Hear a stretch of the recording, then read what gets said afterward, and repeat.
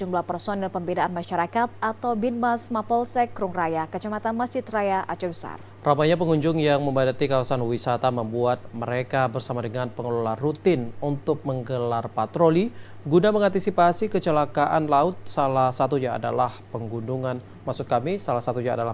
yang tenggelam.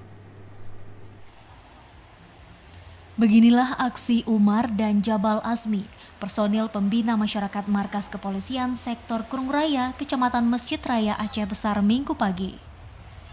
Ramainya warga yang memadati kawasan wisata di kecamatan setempat membuat keduanya harus bekerja ekstra, mensosialisasikan keselamatan kepada pengunjung guna mencegah hal-hal yang tidak diinginkan.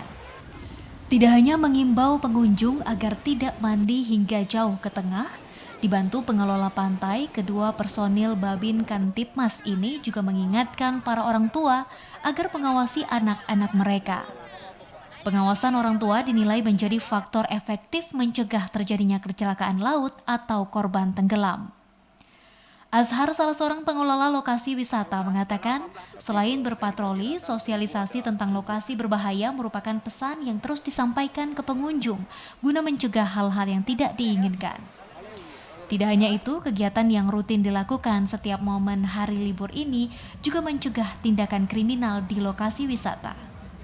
Itu ada papannya saya buat juga, barang siapa yang bawa mandi anak-anak, usahakan dijaga. Tapi yang sudah-sudah alhamdulillah nggak pernah kejadian. 17 tahun udah bang kita buat nih bang, memang lokasi mandi sini bang. Tidak hanya menemui pengunjung yang tengah mandi dan bersantai, kedua personil kepolisian ini juga memasang rambu-rambu peringatan di sejumlah lokasi. Langkah ini diharap mampu meningkatkan kesadaran para pengunjung agar tetap waspada saat berada di lokasi wisata.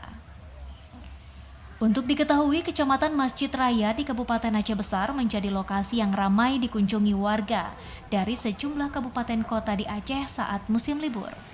Kondisi ini menyusul keberadaan lokasi wisata di kecamatan ini yang tidak saja menawarkan keindahan pantai namun juga pegunungan. Dari Aceh Besar, Arman Konati, TVRI melaporkan.